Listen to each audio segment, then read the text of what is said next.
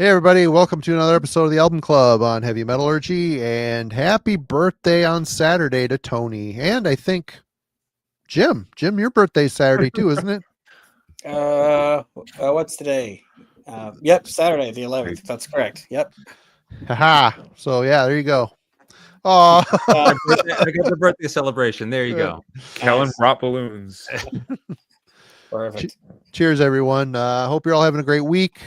Been a busy one over here, but things are good. Kellen, you are in a new environs. What is going on? Yeah, I had to go visit a important client, so I'm on the road here. They're actually in the room, so if you want to just come in and potentially say hi. What's up, motherfuckers? What's up, Ben? How you doing? Man. How's it going? Nice. Man, I swore on the first minute of the stream. Yeah, great. I'll be joining, having pizza and partying with y'all. Cool. Well, hopefully you can chime in on this album. That is if you'll have me. It's good, of course. Anytime, every time, all the time. It's good to see you, boys. So, both of you, what have you been listening to? Well, I would usually at this point have a little stack to show, but given that my situation's on the road this week, I'm going to defer to our special guest to kind of show what he's been picking up. Yeah. I've been hitting the record store. So I'm in Cincinnati. Helen drove up. Can you hear me okay? Yeah. Yep. Okay. An hour and a half to visit. So we've been hanging out, and this is great. I picked up Macabre's Murder Metal. Ooh. Just never had it. I like the title. Maybe this is good. I don't know. We'll see. Yeah, it's good. For the people listening, Triptychon, I don't remember which one. The second one, is that the second album? Yeah. Milana Kazmata, I believe. I have been on a Tompa kick, RIP. The record just fell out of that thing. Yeah. It wasn't fucking sleeved. What the hell kind of rookie bullshit's going on in Cincinnati right now? Okay. This is a back on black pressing, so don't come at me, all right? So no major loss is what you're saying. You might call me a poser for not already owning this on wax, but I had to pick this up. And most people don't really fuck with this Edge of Sanity. It was my first Edge of Sanity, and it was one of the first metal records I ever loved, and I love it. Yeah. It's been so it was recorded by Peter Tacken, but remastered by Dan Sueno, so probably way better. Well, here we go. Tim says Kellen drove to Ben's, though. Thought he would have jogged the distance. We're so far removed from my Peter Tacken joke. I think like the only people who know what I'm talking about are in this room. Yeah, we know you don't like him, and he even knows you don't like him. So yeah, I still don't like him either. Well, boys, it's good. It's good to see you, and Jim. Cool. So, my love for Creator always was with Terrible Certainty, and always struggled with the first couple. But man, I think Pleasure to Kill has finally broke through for me, man. I've been listening to this, and I don't know, man. I really, really like this. Now, TJ will be happy to know that I'm finally. I never disliked Pleasure to Kill, but I just didn't like it as much. But spinning it, between this last show and this one, I'm like, man, this is really destructive. This is really great stuff. So yeah, man, super happy. TJ, this one's for you, buddy. Pleasure to Kill. It's no extreme aggression, but It's... Yeah. Well, yeah. I mean, nothing is for me, but yeah, no. I'll take Pleasure to Kill over extreme aggression, but me and Marty will fight. We can take them both. We don't have to choose. We got them both, right? We all win. That's right. We all win. All win. More evoking. Obviously, Kelly and I have a little thing coming up with that, and just gave me a reason to listen to a lot of evoking, which I'm always ready to do. This is the Crest of the Void. This is the one where they put the their half of that split they did. Omniscient is on here as well. So a nice little I Hate little 2 CD thing. Cool. And so I know I've shown this already a few months ago, but I don't care because it's what I'm listening to. But still listening to this Sijin. Marty, how the hell do you pronounce this? Sijin, I guess. Sijin. I don't know. Let's say Sijin. Yeah. So yeah, the guy from Necros Christos, thrash band. My God, I love this. I just can't get tired of it. Absolutely will be on my year-end list, and it just keeps going. It's gonna getting higher and higher. It's just so quality. Like, I'm sure my neighbors were freaking out because I work with my window open here, and I was kind of just banging it in my head at my desk in the middle of the day. You heard their stuff before that, fully? I have heard the album before this one. Didn't like it quite as much. Like it did, but this one really grabbed me. But now that I'm so into this one, I want to go back to that one and revisit it. It's less thrashy, but it's still really killer. It's really good. Yeah, I feel like I'm going to have a new appreciation for it. With how much I'm digging this one. That's kind of hey, like Creator. I'm getting more appreciation for the older stuff finally after all these years. But no, good stuff, man, all the way around. Right on. Good to see you, Logan. Cheers, Dot. Looking any better right now? Oh, Ben, you'll be so happy that we learned Logan how to use his microphone. He's had it backwards the entire time, and I was editing one of his videos. How do I sound? Yeah. Oh, you're in the room, dog. I said, I think you got your mix backwards. Logan and I have the same microphone, and for the longest time, he cannot be heard. So I know what's going on. It was user error. Surprise! Oh, you're freezing up, brother. There you go. All right. I'll probably hop out after this and join back in. Hopefully you can see what I'm showing off. I guess the weather's bad in New Orleans tonight. Wow, yeah, I'm looking pretty awful. I got it pulled up on a separate screen. I'm gonna go ahead and bounce out if you guys want. I know what you look like. Exactly. I'll go ahead of you, and then you can jump in. Yep. Sounds good. One sec. Oops. What is happening? What is happening? You don't get to be maximized. There we go.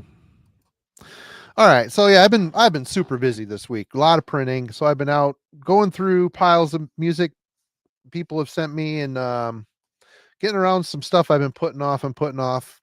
Finally checking out this Nocturnal Culto's Gift of Gods.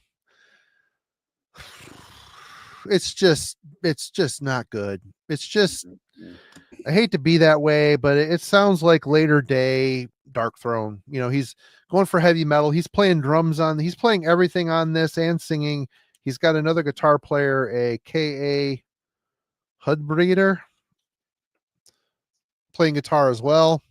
And it's just really kind of, it's this, and what Dark Throne has become is kind of cool because it's kind of their own sound. I mean, it's identifiably Dark Throne, later day Dark Throne, but it's just so weird and not necessarily that sharp or that exciting to listen to. It's just kind of lopes along, and that's what this is. And it's there's 4 songs on here. It's called Receive, if I didn't mention that. Yeah.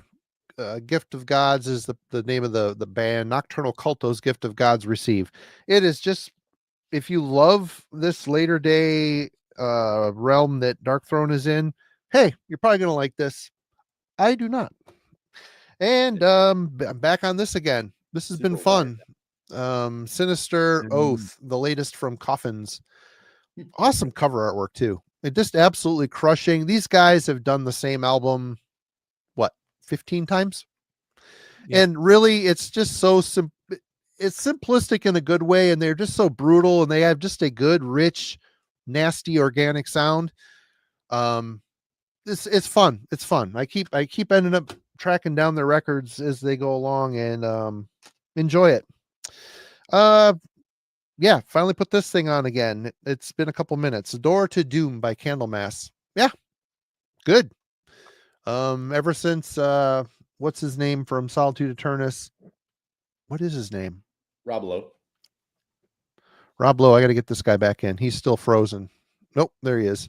Rob Lowe, they got their original singer back in, and he is really, really good. He really does the job. He writes interesting, good vocal melody lines to sit within Leafs of music. Whereas Robert Lowe, he did great on King of the Grey Islands.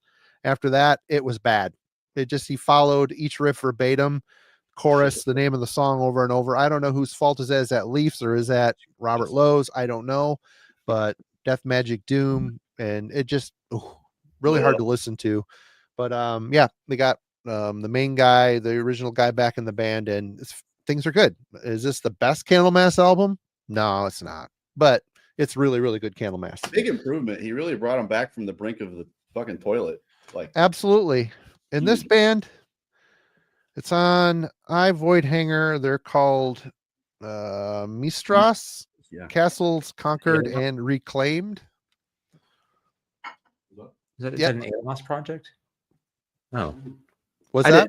I didn't know if that was an Eihwaz project or not. But anyway, go ahead. I'm sorry. Yeah, medievalish style black. It's kind of lo-fi black metal, but it has kind of a triumphant medieval vibe to it. Listened to it once, thought it was really good. Some people were talking about it in the Heavy Metallurgy Discord community. Link in the description. Check it out. They're chatting all day long about music. And someone, it probably was Tyler. He listens to just about every black metal. Yeah, I think it was you that showed this, Tyler. And I was digging through the pile. I'm like, oh shit, I own that. So threw it on while I was working this week, and it's really good. It gets really kind of, the sound is very convoluted towards the end. Like there's a lot going on. It gets really busy and hard to pick apart, but really good, really good. Okay. And I had to mellow out one night. I threw on the final Manila Road album, To Kill a King. I don't really see this album as getting a whole lot of love, but putting it on after not spinning it in a hot minute, it's really good. It's a very melancholic album, kind of slow. To Kill a King, the opening track, very good song, and even so is Conqueror as well. It just a very solid later day Manila Road record. I think the production, he's finally starting to get it nailed down. The production is a definite step up improvement from each album. There was some, when they reformed, there was a period where the productions were very lo-fi, but still sounded like Manila Road. But To Kill a King, really enjoy it. Good album. Good on him for getting the production right after 30 albums. No. And when you're doing it yourself, I get it, man. There's so many things you need to learn. But yeah. Logan. All right, let's see. Do I look any better now? Like I got the kind of like a Sasquatch photo, but you're still hey, that's like you're on top. That's my preferred method of being viewed, so that's perfectly fine by me. I'll probably do some more troubleshooting after this and just see if I can figure it out. Makes sense that I get the mic working and then now the camera goes to shit. So another success story from. Are you next to a Temu outlet down there? Are they next to your Goodwill? Dude, yeah, of course. That's where I get all my cheap shit from. Another success story from Heavy Metallurgy, though, the latest one we did last week, Hellwell. Beyond the Boundaries of Sin. That thing made it over here real quick. So I was spinning it tonight. This is perfect for this time of year. Thank you, Marty. Look at that. It's more than one pixel. Yeah. Who knew? So been loving that, as has been perfect for this season. And then shout out to Middle Kev, who's often in the chat. I don't see him quite yet, but he sent over some VCLT from Saskatchewan. This is the first time I've gotten shit sent from Canada. So cheers, Kev. Local band, Lava Goat. Stop me if you've heard that one before. Anything with a goat in the title, I'm all there for, and especially anything that makes smoke or fire or hash or whatever. So I like that I'm easy to buy for or pick up. So this is a local project from Saskatchewan. Very much stoner doom, but with a little bit of death metal vocals in there as well. I know you can't see it, so this is their album "Ladies from Hades." Came out in 2016. I'll be quick with the last two. I've been really digging the Hooded Menace. Yeah, it's no war crab, but I've been really digging Hooded Menace since the release of their latest album. I will not try to remember the long ass title, but Darkness Drips Forth was the first one that I kind of picked up from them. That was back in 2015 and has been one of the highlights for me. But this new one might be better than that. So there we go. And then new Bellwitch, big Bellwitch fan. So was excited to hear there's the volume 2 of the Stygian Bow project featuring Stygian Bow project featuring Ariel Ruin is coming out in November. So looking forward to that. And let me go see if I can find the rest of my camera. So All right. Well, tonight Kellen picked the second full-length album by Italy's Mortuary Drape called Secret Sudaria.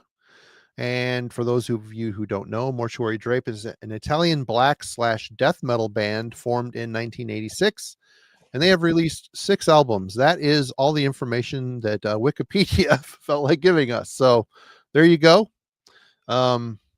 First impressions, Jim.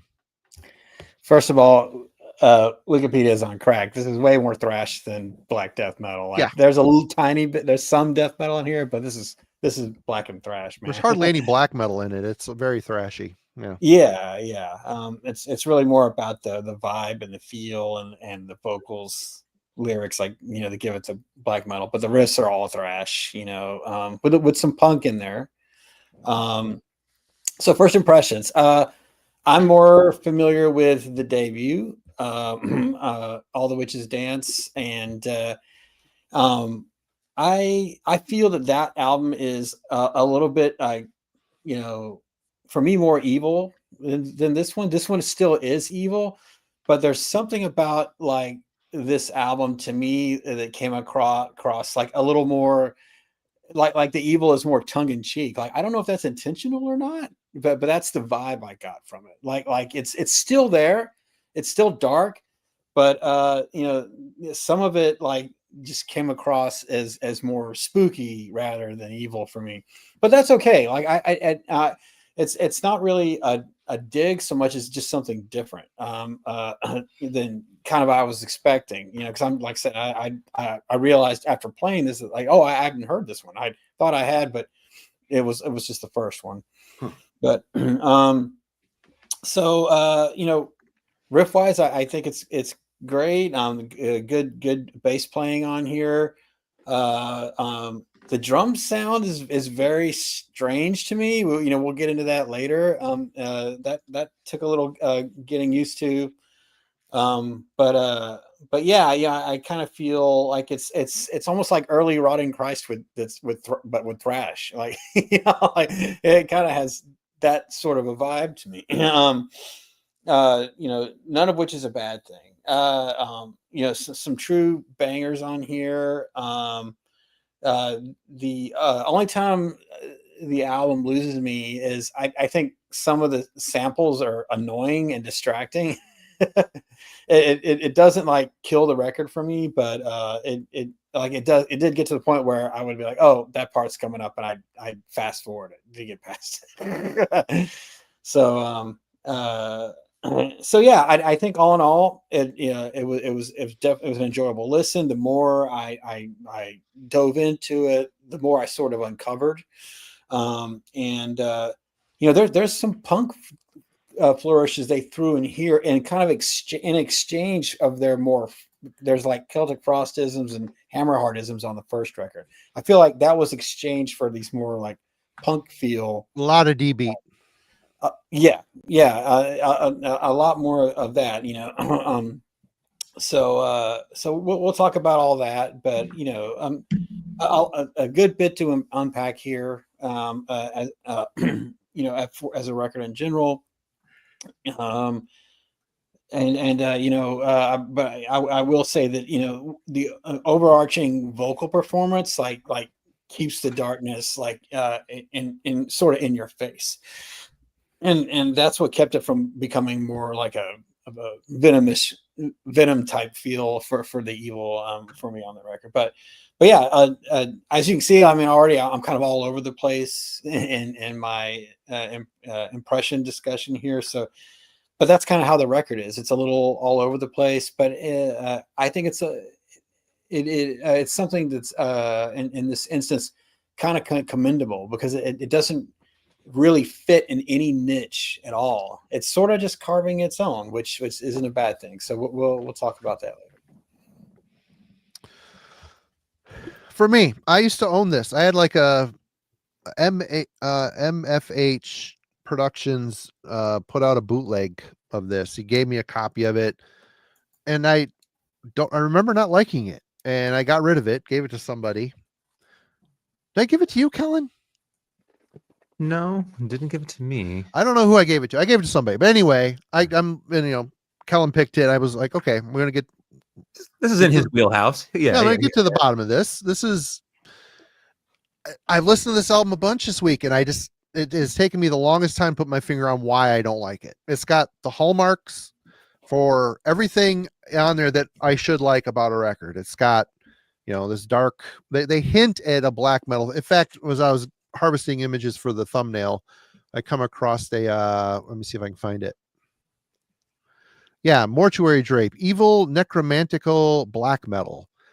I don't hear a lot of black metal on this. I hear some indicators that they want to be in that first wave, that Tiamat kind of dark mystical vibe, but there's too much old school thrash involved, and which shouldn't be a problem, right? But they're so simplistic in their approach. The production changes between songs, very lopsided. The drums are very front forward, which highlights a good timekeeping, but very kind of dimensionless patterns, and the fills aren't that good in between.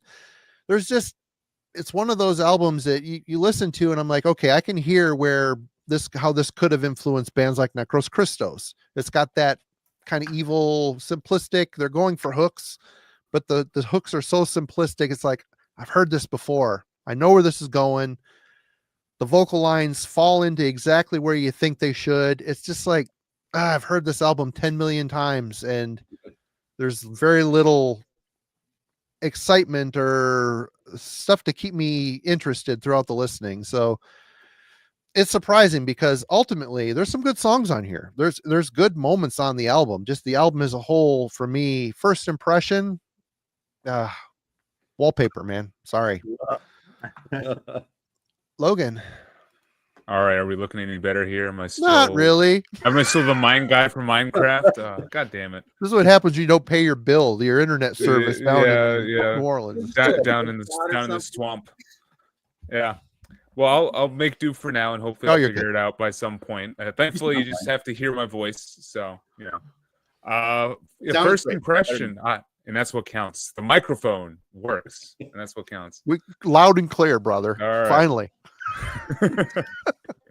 So honestly, this was a lot more of an extreme listen than what I was initially expecting. I mean, going in, I kind of thought it was going to be more of like an Hellenic sound, like Greece or something where it's just more mid-paced and bass heavy, and kind of tries to build an atmosphere in that direction. But right from the word jump, it's just like kind of attacking you in your face, and the drums are very forward. Like, that was the first thing I noticed, just how the snare is just kind of right there in your ear the whole time, which I kind of like that intense attack mode. And initially I was like, man, this sounds like a mixture between death metal and thrash metal, more so than anything I would call as black. So I was kind of on the same wavelength that maybe you were thinking, Marty, with a little bit. So that was like the biggest surprise, that this didn't initially sound like a black metal album at all to me. In fact, it made me think of Vital Remains, Forever Underground a little bit. Like, it just has this like kind of medieval castle kind of vibe to it. Of course, different that's a good different execution, but just like the purpose behind it, felt a little bit similar in like the way that the riffs are played to me. Because there's not a lot of distortion on the guitars. Like, the guitars are very much like behind where the drums and even the bass end up being. So yeah, initially not much black metal, but I don't know, maybe this is just people in a warmer climate trying to play black metal. You know, I often say that I think you do need a certain level of cold and just bitter frost and, you know, wind and stuff to be able to tap into like the Norwegian sound, Swedish sound, and, you know, even like the Cascadian kind of thing. So maybe this is just black metal channeled through someone who's in sunny, beautiful Italy, out on like a vineyard or something like that, and, you know, having to suffer that way versus through winter. So either way, I actually really liked it. The first impression I thought was very strong, just mainly because of how intense it was and how kind of straightforward and death metal it felt like to me on the first spin. So it also at the same time fit the Halloween season. There were some like symphonic elements and elements that made me think of Merciful Fate for sure. Like there's that King Diamond vocal in about halfway through, and it fits the Halloween season. So I was happy on first spin. All right, Ben. Well, to pony on that point, I don't love Profanatica really at all, but I've watched a couple interviews what Paul Ledney did with both Sup Devils and Garza podcast. He had some interesting input, and he said something that kind of like took me aback. And he said like the first black metal was death metal. True. And it's something that was like, man, wow, yeah. Everybody says like Venom. Anyways, first impressions, is that where we're at? Yeah. Yeah. So I bought an EP, I think called Into the Drape, in a shop 20 years ago or so, thinking, how could I go wrong with this? I took it home and I was like, I'm really like, at that point, I was like trying to understand first wave stuff and just like get back into that stuff and explore it with the help of the internet back then. This would have been like 2003, 4, somewhere around there. Didn't really get it, I don't think. So I just thought like, I don't need this. I'm good. We'll come back to it later. Maybe I'll be older. Maybe I'll get it more. And then a couple of years ago, I was just sending Pat from Ground Zero Salem a VCLT box. And I was like, you know what? Let's just revisit Mortuary Drape. Let's see how it hits now. And I listened to it and I was like, still feel the same way. And so I've gone back and listened to them a couple times, and especially since they've been like back together, more successful, signed to Peaceville, touring the States and stuff, like I'm hearing a lot about them more and more. So I've checked them out more and more and listened to this one a couple of times, and I feel the same way. It just doesn't really charm me or pull me in. It doesn't, I think you and I feel the same way about it, Marty. It's just like, The riffs are going through the motions. They're just not, they go where you think they're going to go. There's no surprise. There's the eerie thing that Logan said is so infrequent. I want more of that. Bring some of that in. And anyway, go ahead. Sorry. There's things I appreciate about it. And there's things I feel like now I can definitely understand what they were going for, but I wouldn't necessarily say like I love about it. I have tons more stuff that I'm busy listening to than something like this. I think the production on it is like surprisingly pretty good. I think they nailed what they were going for pretty well. So that was a success. I think the kick drum on it for the most part is like awesome and enviable. I love the out in front kick drum on it. But over a while, I just kind of, I was like, I think I can boil down the formula of this band. And that's to like build up to a point that you're going to expect, you know, some sort of climax or change that's clever. And it's like the minimalism or the curbs that they're giving themselves in songwriting is that they don't deliver that. It's almost like a Blue Balls kind of like, we're going to build up to a part and then just change the key and play the dumb riff again. More D beat, no problem. Yeah. So it feels intentional, like that's what they were going for. And I just can't wrap my brain around why you would do that. Maybe we can solve it tonight and figure out why. But that was my first impression, and it's kind of the same now. Kellen. So I got into this band around the time period, I guess a little bit after, it would have been early 2000s.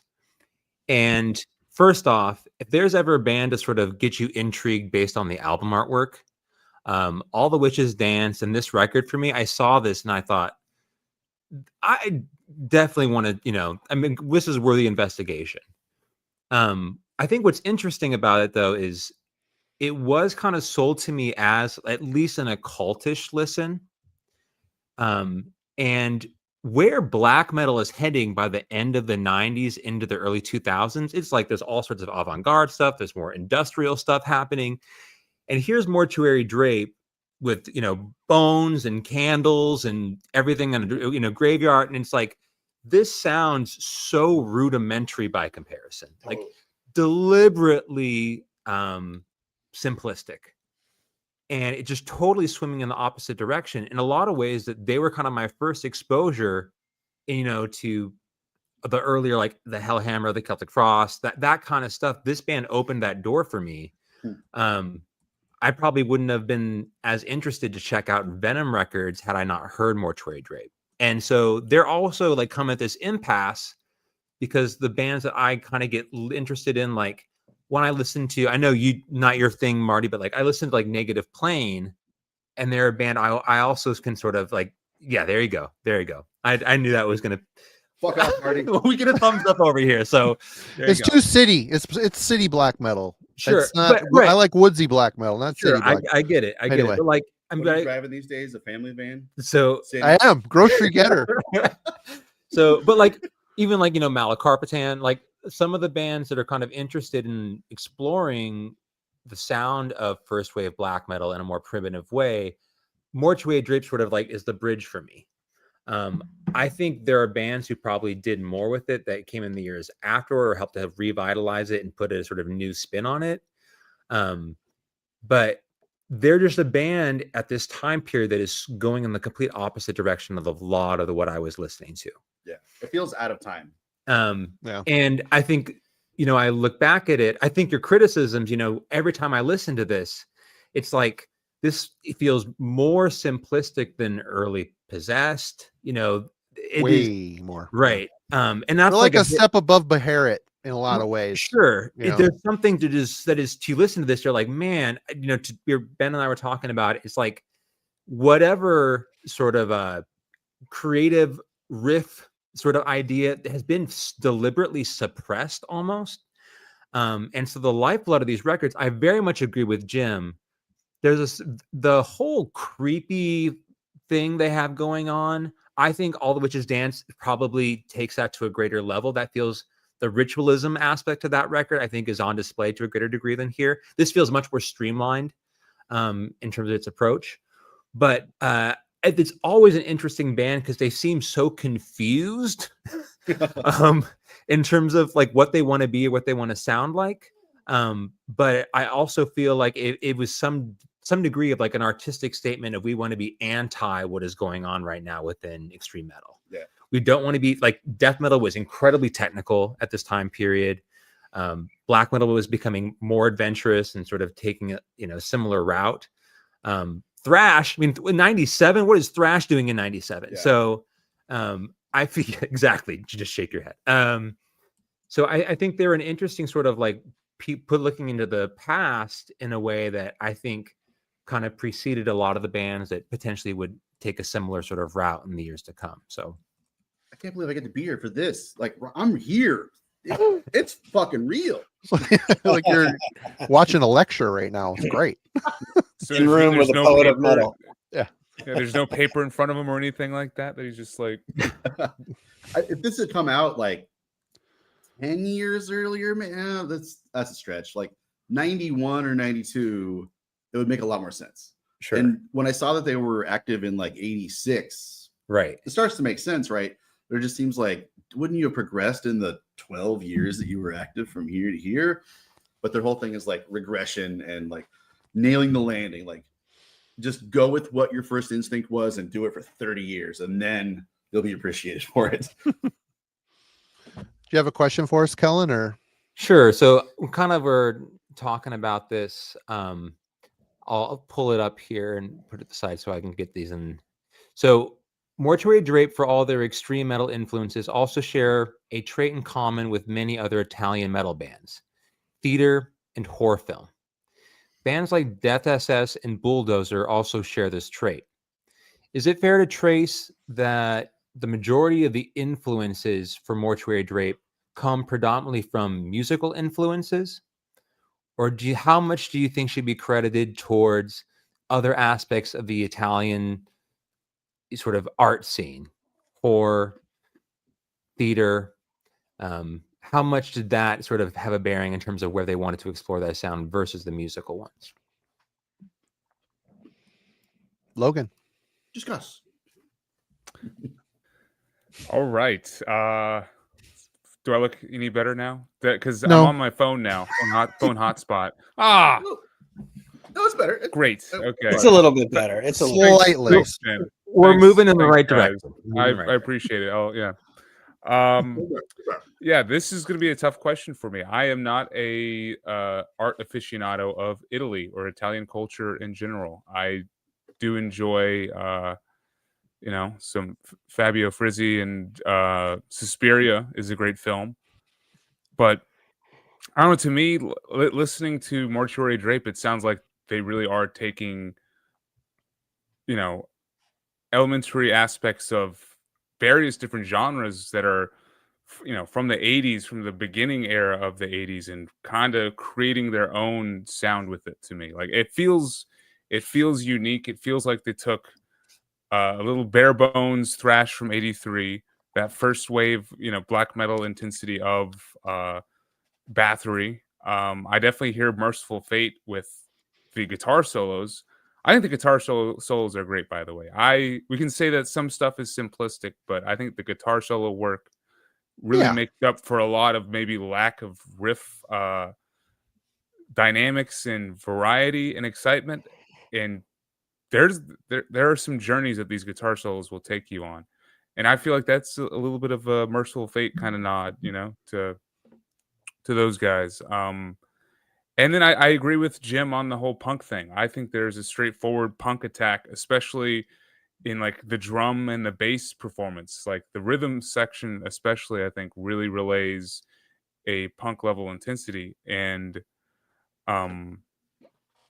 so to me, it seems like it's all musical, and the only thing that's adding the horror is like the visual aspect, like the album artwork, and I guess maybe how they're dressed up, because I haven't seen any live footage, but I'm assuming there's a giant ceremony going on.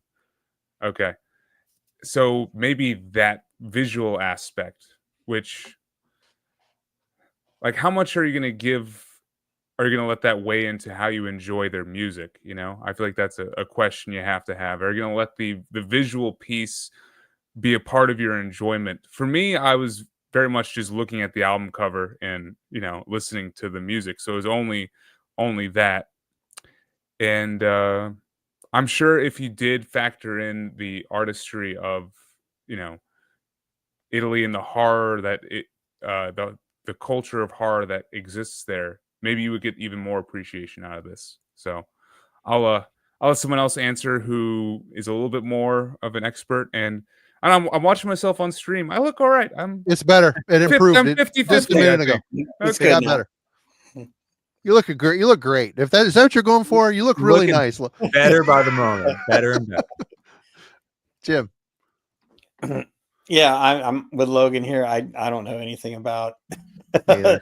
that sort of aspect of the culture. I think I've listened to Death SS like once, and I've never heard Death SS. yeah, I didn't get into it. So I don't really know how to connect to the stuff. So we'll let Kellen and Ben talk about that. But I'll just talk about what I do know. I think that this album feels very Greek to me. Even though it's Italian, Greek black metal was also kind of doing its own thing. Like non black metal type riffs. Kind of taking old thrash and slower death metal type riffs and making it black metal. This is the same kind of vibe I got here, and also kind of the weirder production choices again reminded me of the Greek scene. I do feel that, like, with their, like Ben mentioned in the chat earlier, the cover of the first album is infamous. Supposedly they dug up the body and everything to do it, and then you've got the very ritualistic cover here. So it definitely seems like, just going by their album covers, that they are relying on visual aesthetics to sort of kind of to, provide the foundation for the darkness they're wanting to, get across via their music. And I will say that I think that without that visualization, it would definitely diminish the impact. I already feel that this album leans more towards the tongue-in-cheek evil side, than, I don't know if they intended that or not, or what. But for me, when I listen to it, like I don't, get that super evil feeling that, I could get listening to like Ruins of Beveras or something like that. But that's not to say it's not cool. You know what I mean? Like I love Venom. I love bands that don't take themselves too seriously. They're just evil in a different way, and so I actually had fun with this record. And I don't know what their intent is. Maybe they didn't want that, but that's what. If I didn't have that, then I would have enjoyed it less. For me, I feel like if they had been taking that. Aside from that visual aspect that first hits you a little more seriously in the music, like I don't think they have the darkness in their songwriting to pull that off. They may have the darkness in their visualizations, but their songwriting style definitely very thrashy. I mean, when I hear a punk riff like I mean, I don't get an evil vibe from that. That doesn't make me feel evil. No. I don't get. And if they were trying to do that, well, in my opinion, they were pulling from the wrong influences to try to make that happen. But if they wanted someone to say, "Hey, this is dark, but you're gonna have a good time with it," then they have it. Then they've succeeded. So. I kind of wish I knew more about, what their intent was, but maybe it's good that I don't, because it may have affected my enjoyment of the album. I do feel on the first record, All Witches Dance, they got closer to that. Like that album does feel dark to me, even though it also super simple. The simple riffs there for me are very Hellhammer / early Celtic Frost, type riffs, so. I can get that from there. I can get that darkness, but from here, it's we've got straight up thrashy kind of riffs, kind of that polka thing going on, a lot here. Some bands can do thrash and make it super dark, or noir, for instance. They're super evil. And hell, the Decision stuff album I held up earlier, that's super straightforward thrash riffs, but I mean, the lyrics, the vocal delivery, and just the power of the album makes it super evil. And of course, we don't have to talk about Angel Corpse or Perdition's Temple. Angel Corpse, those guys are more morbid angel-y, but there's still a little bit of thrash in here. Those guys are evil as hell. But I feel like this is still just more creepy for me. And when I think about, to Logan's point, like, old Italian 70s horror, yeah, it's creepy evil. Like it's not like, oh, I'm not gonna be able to sleep tonight. I mean, it's not disturbing. It's almost kind of unintentionally hilarious type evil for me. Right, but right. So and so maybe Mortuary Drape is unintentionally hilarious too. I don't know, but we'll just leave it there. I am not at all boned up on Italian horror movies, but I think that Mortuary Drape's aesthetic is more ambitious than the music. I think the look of their albums is mysterious and dark and evil. And I think going into it, that was my expectations were set at a certain level, and actually hearing what's going on, it's just like I said, they're a step above Beherit. What they're doing is really solid, but I think with their aesthetics, I mean, look at the pictures online, they're in the cloaks, the corpse paint, and then you listen to the album, it's like, oh, here's like a late 80s Circle Pit type of thing going on. And it's I think their aspirations for wanting to be that dark and evil, their music, although they hint at it, like on the song Necromancer, I think it is, that beginning of that, there's some really cool evil melody lines in there that they don't use enough. It's untapped potential. And I just don't know if they're at a level of exploration in their musicality yet to embrace their appearance. But I don't know if that answers your question. But back Yeah. to you boys. Ben. Do you want to finish your Oreo? I'm having an Oreo cookie. I'm out of town. So obviously they don't have like the activities that the Norwegian scene had around this time period. So I guess what I think of when I think about like Italian metal is that it's very horror related, but from that they borrow the tongue-in-cheek like self-awareness that it's kind of funny. There's this tradition of it. Now, again, I'll say like I'm not sure if we're just like dumb Americans extrapolating completely incorrectly because of how little we know about it or I know about it. That could be totally wrong. That's why I wanted to explore like this idea. So I think that the way that Italian metal bands are in their relation to horror is more to do with the theatrical history of movies, horror movies, than how other bands approach it. So I think they get their kind of like self-awareness. It's more cheeky. It's more like we have this long running history of horror rather than just like obsessed teenagers finding anything that's dark in their local whatever shops. So I think there's like a lineage of Back to Death SS, and I don't even know what's like. I guess Alice Cooper is kind of probably there, and Kiss obviously getting them into that kind of thing. But I gotta think that the theater and the movie that Italy is known for has more to do with influencing these bands than like your other punk and kind of stuff. Yeah, I mean, I totally Death SS, Paul Chain, but even that first Bulldozer record is super creepy and lo-fi and strange.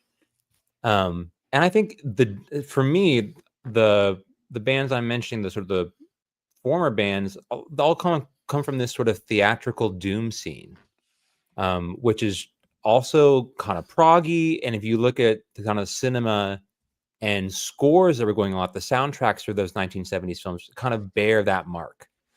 I do think, I'm just remembering, I think last October, Logan pulled the Denial of God record. Mm-hmm. And we had a kind of similar discussion regarding like horror, humor, and sort of this stage presence. And I think that was one of the things we kind of came with the Denial of God record was, on a record, when you're listening to this, how seriously should you be taking it? And we've kind of mentioned several times tonight, there's acts, if you had got me to get excited about Desire for Sucking as a lyric, that's on this record. Yeah. On the second track. There's just some of these goofy lyrics and parts of this album that feel very tongue-in-cheek. And it kind of runs in contrast at some point to your point, like the album artwork and some of the themes that they're trying to explore. So I don't know if there's a little bit of like lost in translation, meaning like if you're in touch with Italian culture, Italian sort of cinema and that history, if this feels a little more home, because listening to it, it kind of feels like not only are musically they kind of challenged in terms of the different genres they're navigating, but thematically, they want to be, on one hand, taken very seriously as like, oh, we listen to Sarcophago.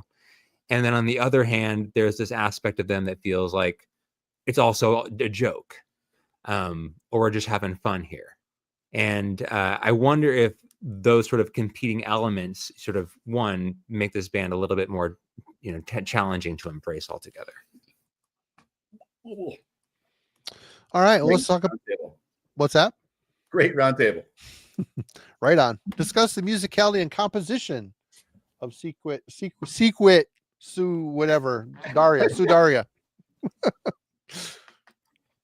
I should drink again. That'd be good. Logan. You're doing a good job, Marty. Sudaria. That's what it was. Secret Sudaria. What is happening? I hit a button and this happens. There we go. Can't hear you, Logan. You muted? You're muted. What is going on? Can't hear you, man. We're getting haunted by the witches of Sudaria. Jim. Okay, I'll take it. Musical and composition. So I think these guys are sort of like, the theater kids who have grandiose ideas of what they want to do and then have a little bit of trouble like working together to pull it off. But even though that's the case, like I kind of feel like that's sort of the charm of the band. That it kind of feels like, for me, the music's always about to fall off a cliff. The riffs are there, the drums are there, and the bass players there. And I think that on their own, each one of these musicians are great musicians on their own. Like they do. And for me, like I like the riffs. I do enjoy the bass playing. I do enjoy the drumming. There's some cool ride work I hear every once in a while. Definitely the double bass is well placed. None of these guys are shredders, but they are all good musicians. But when they come together, it's almost like they're all from different sides or of the metal spectrum, and they kind of stepped in the room together and say, let's just try to make this work. And depending on your point of view, it may or may not do that. I kind of think it does in spite of itself. This isn't like music that I would call like super tight. It's not loose either. It's not, it's not like there, it doesn't come together at all, but it just feels like almost, hey man, let's do this. All right, cool. That works. Let's do that. And because the overall impact of the song, with the vocal layering on top of it, with like the uber evil lyrics, that's what they're going for. They're going for, what's the punch to the listener, like what's the the aural shock to you, with our whatever we're trying to convey, funny, evil, whatever it is. But it kind of works. Where I think they're a little less successful is the samples, man, are annoying to me on this, man. I've never liked like hearing babies crying on records or like children weeping. Like whenever I hear that, I can guarantee you I will fast forward it every other time I listen to the record, or I will not listen to the record at all anymore. It just really irritates me. And there's too much of that. Like on the Abbott, it's like a minute of a baby crying. I mean, what? I mean, come on, dude. Who is going to want to listen to that over and over again? I was like, this is just annoying. And it takes me out of the record. I really feel, and I get it. Like, ooh, we're going to be dark, man. We're going to have a baby crying, and then we're going to sacrifice it. Woo! I think it's like a cheap B movie way to be scary. I'm not feeling it at all. And so that's not cool, but I'll tell you what is cool. Like on Wandering Spirits, I loved how the riff and the drums syncopate. It's like a creator type of thing. I mean, I love that. And they do that really well and really tight. And so there's moments like that where they really lock in. And so even though by and large, I think they're, bass players kind of, I'm doing my thing, drummers like I'm doing my thing. Every once in a while, when they lock in like they do on that song, you kind of get the potential of the band. So when they stay in that sort of like locked in thrash realm, I think that's where they're at their best. Where they lose me musically is when they go just full on punk rock. Like I said at the beginning of the hour, if you don't want me to feel you're evil, then play punk rock. Punk rock's not evil, man. It's a different vibe. There's nothing wrong with punk rock, man. I'll listen to Minor Threat any day of the week, but it's not evil music. I mean, that's not the intent of it. And so to me, when you're like, hey, we're going to abandon metal completely here for a second, like we do on Necromaniac on that song.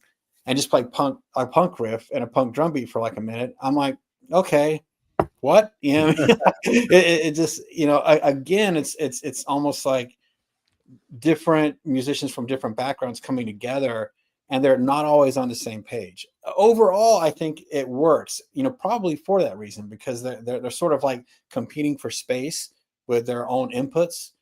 But when they go full punk rock, it flattens it and takes me out of the moment. So, you know, this is not a perfect record by any stretch of the imagination, but when they stay what they're good at, which is that kind of a dark thrash realm, you know, that's when they keep me interested, and I think that's when they're at their best.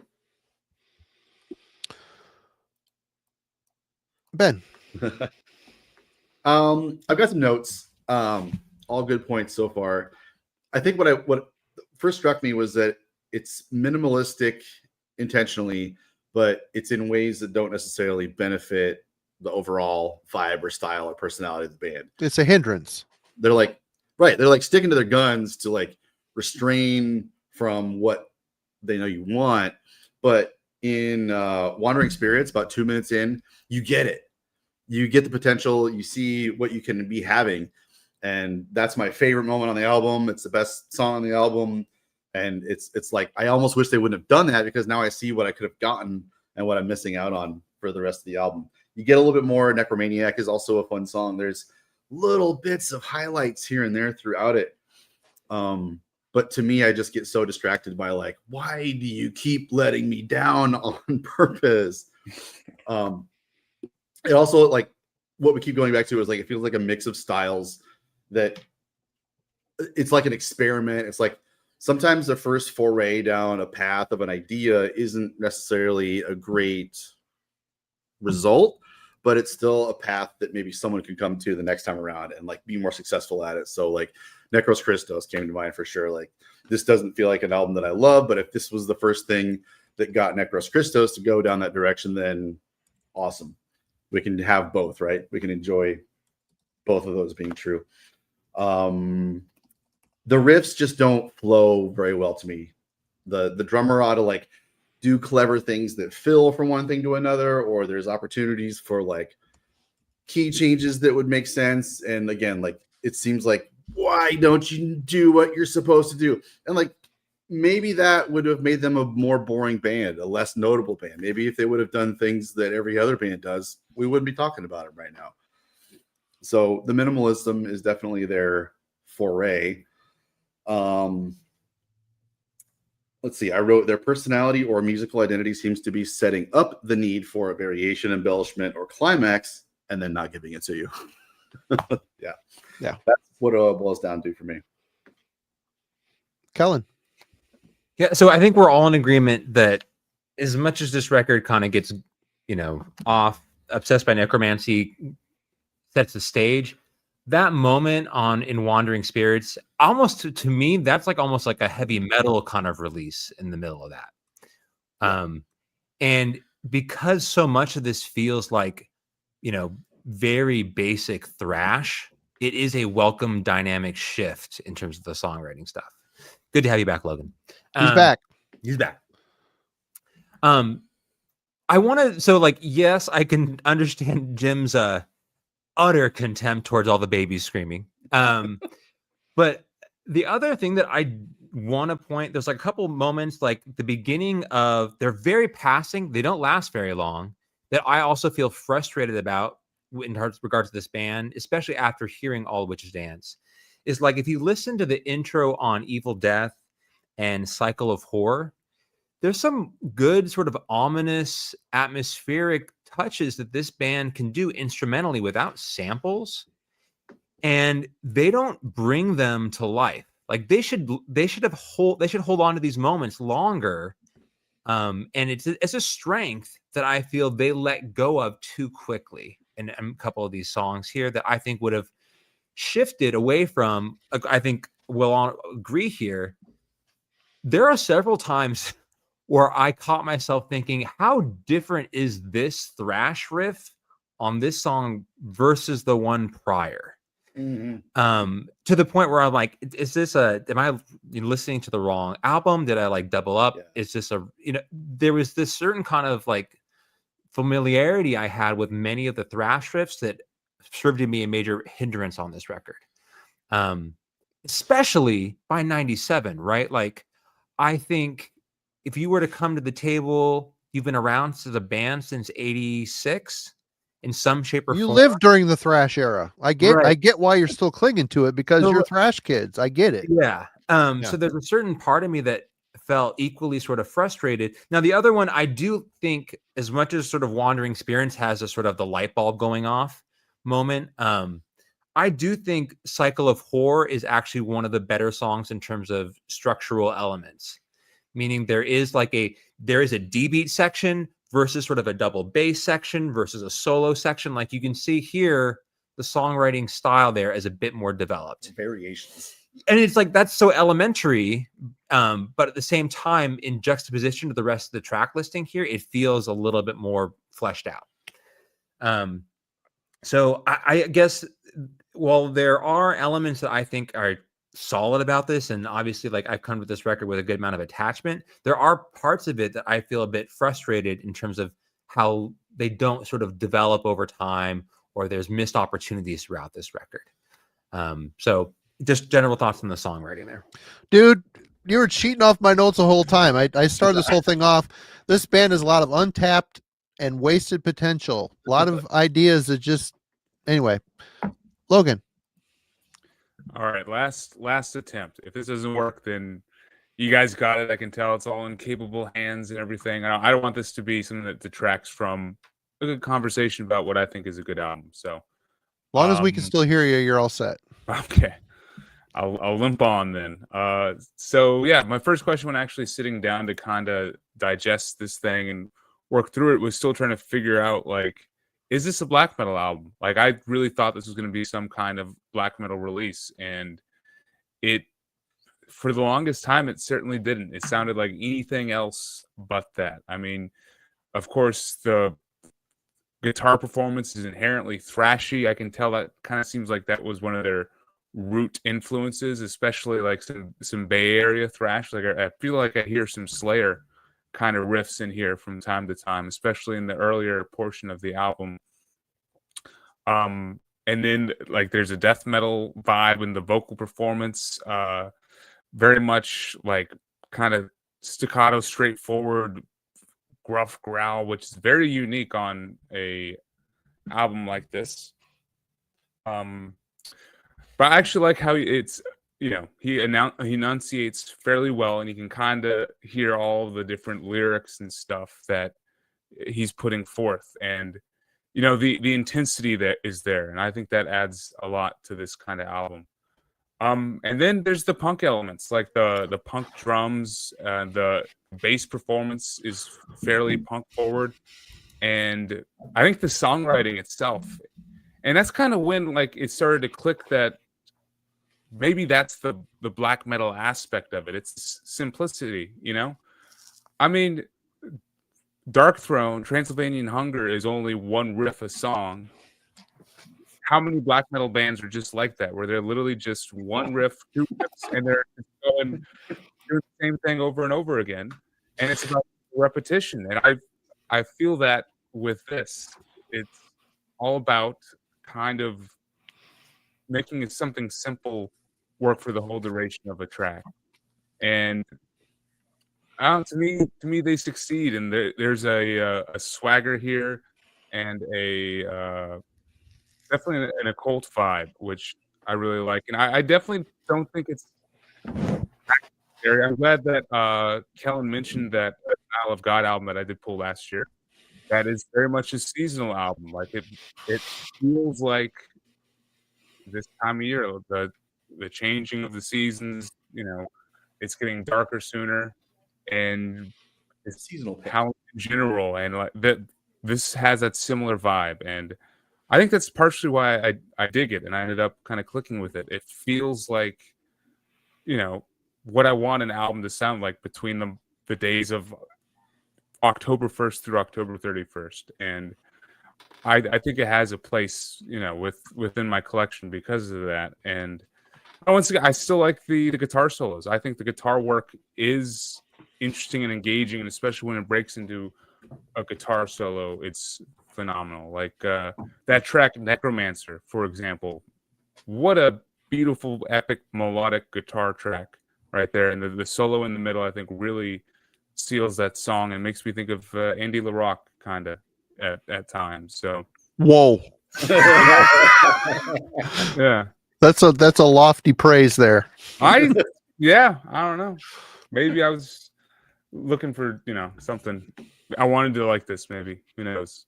But yeah, Well, I mean, that's cool. I mean, the solos were definitely fun for sure. Yeah. I'd be really curious to hear, like, I think Pat would have a lot of good input on like the punk element of this, or like, tracing back the influences on here, because there came a point where I was like, this isn't quite D beat. This isn't like the crust D beat. It was more of like a two-step kind of thing.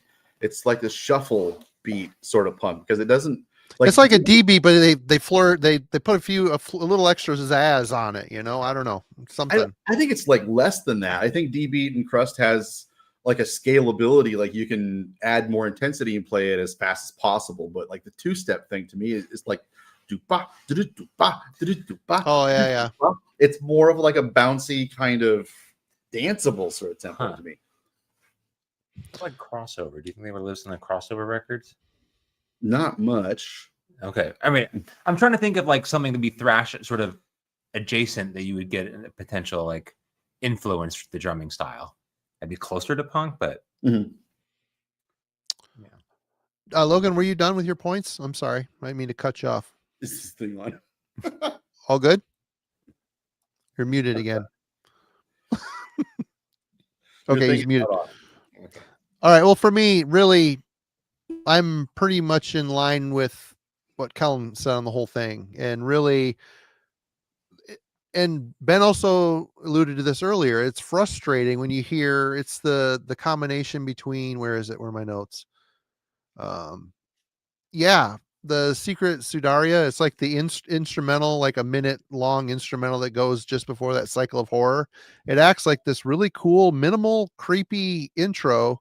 And as soon as cycle of horror hits, it's like, okay, done with that. Boom, here's a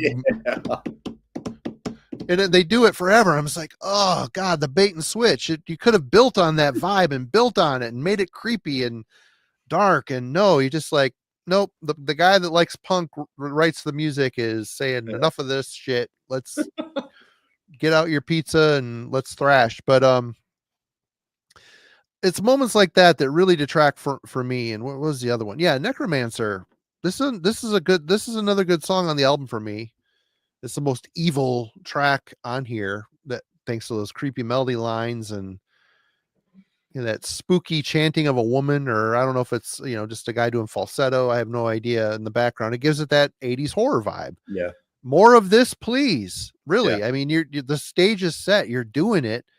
Do it more often. Do it throughout the song. Don't just cut and run on a really good idea, especially when you've got so many other songs coming up that are built on this foundation that's just really okay. The whole 80s thrash thing, it definitely permeates this album. And for the longest time, the first 3 times listening to it, I'm like, I can't focus on this because it's like it's a riff salad. But then the more I started listening, I realized that there were changes, but the changes were so subtle. They weren't so far removed. The riffs were not very far removed from each other. And it just sounded like, I'm just like, either it's changing a lot and I can't focus on it, or they're not changing enough and I can't focus on it. So I've spent half this week saying, why don't I like this record? Everything is kind of set up for me to like it. It's got a lot of the things I like going on. So, yeah. What are we talking about? The musicality and composition. It's just, I think that they're at their heart, they're a good band. I just don't think they're developed enough as musicians. They can play what they're playing really well, but I don't think that they've reached a level, whether this simplicity is self-imposed, like we want this to be super simple, or this is the best they can do right now. I mean, they're playing it really well. They're really well practiced and rehearsed. Right. They have a drummer that's tight. He's got good time. His meter is really pretty good. Right. But the skills are good, but their habits are just not great. it's just they get in this rut, and it just there isn't, okay, this song's a little bit faster. Oh, this one's punky. It's like the first half of this record is the first half of the record is a little bit more expansive, experimental than the second half. The second half reverts to a lot of the punk that Jim was referring to, a lot of D beat, and it just, the drums are so forward in the mix. It's like it hammers that snare. It's got a really bright slap to that snare, and it kind of like, oh my God, I give white flag. Give me a different beat. Speaking of sound, let's talk about the production. Apparently Logan has said hell with this. Jim. Okay. Production.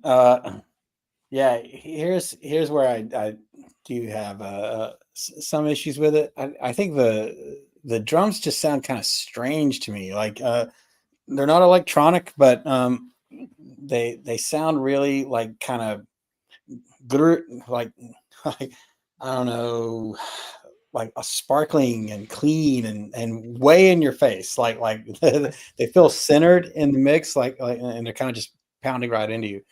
I do agree with Ben. I think that the kick sound is really good, really good. But the overall sound of it is like very sort of like it just doesn't have like a warmth to it at all in the same way that the guitars do. So it's kind of a strange combination. Like the guitars aren't super warm. They, like Logan said earlier, there's not a lot of distortion. The gain is low on these guitars, which isn't so bad. And the triplets they play and stuff when they're doing the thrash sound good, but the drums sound very, very like trebly on the other end of the spectrum, where the guitars are more kind of mid-range. So that's a little odd for me. It isn't like awful. I just don't know that it would have been the choice that I made. I kind of would have preferred here with what I think they're trying to go for, if they had aligned like from a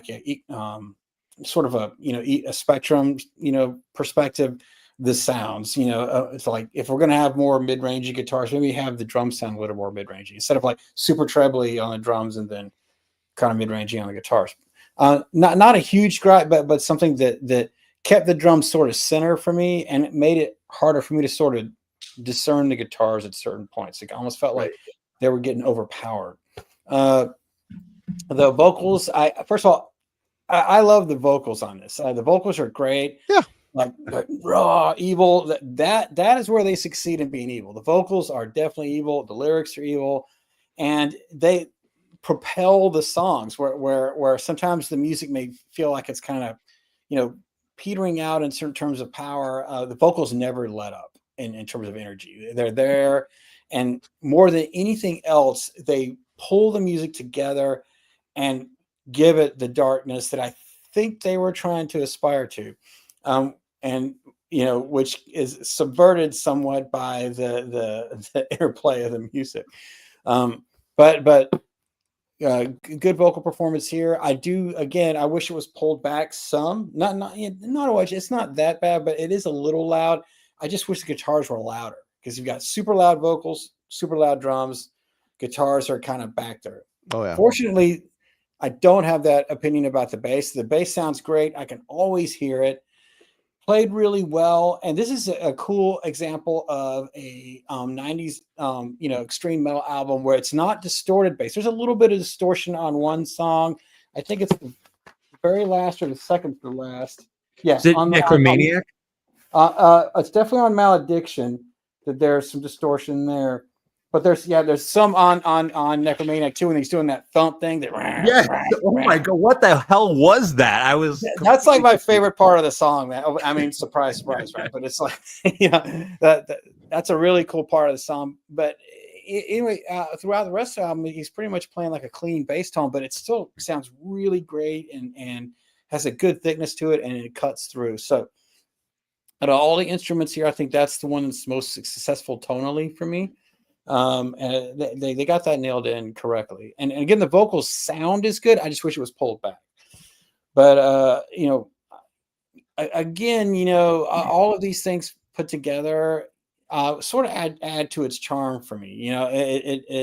Even though it's a little wild in the selections they made, and it's kind of all over the place, everything about this record is all over the place. So why shouldn't the production be all over the place too? I mean, come on. Sure, you yeah. know?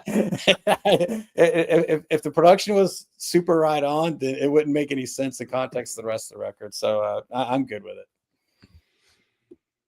Logan. Speaking of all over the place, what's up, guys? How am I sounding now on the phone? Any worse? We're The, loving my your God. journey, Logan. We're loving your journey. the journey, it can hear you, but your lips aren't lining up with it's like a kung fu movie. I don't know if it's a hero's journey, but it's definitely a journey of some kind. Probably my last attempt here. I'll jump out after this. Honestly, Kellen, I think this is a great pick. I do like the production here. I think it's pretty bare bones. It lends itself to this is a black metal album kind of argument. There's not much polish. Every instrument sounds very much in the studio. Like even the vocals, especially, sound very dry and flimmy. Like overall, the production feels very, very dry to me. And while being a little warm, I think thanks to the bass tone, which I like the bass and the drums in the production. I would say the most of all of it. And once again, I think this ends up really being a bass and drum album for me. And yeah, real quick, I do really end up liking the whole album. I think great pick, Kellen. Good pick for the season. Don't jump because I ended it's up actually enjoying getting better. It's getting better. So just stick with it. All right, you guys. We'll drag it kicking and screaming to the end, I guess. Hell yeah. Yeah. No, honestly, the production is rough in parts and in places, but I think that adds to the charm and adds to the overall experience and uniqueness and feel of the album. So I kind of wouldn't change anything about it, truthfully. Ben. While he's eating his pizza, hold on, I'll jump in. Chew 32 times to be safe. So I can understand what Jim's saying in terms of that snare sound in particular. It does feel a little bit rigid to the point where you're like, okay, are they playing with a drum machine kind of deal? Is it that part of the Greek scene, or is it just a weird drum sound? So I can understand sort of the weird like impression there. The guitars to me, this out of all the Greek bands, though, this is much more of a necromantia thing for me than it is like a Rotting Christ Verathron for me. And that I want to leap over and like include the Brazilian scene here. So because that same sort of bass tonally, how dry this production feels, also reminds me of something that Mystifier could have done. I think the fact that they're rooted in a kind of strange early days of dark satanic metal.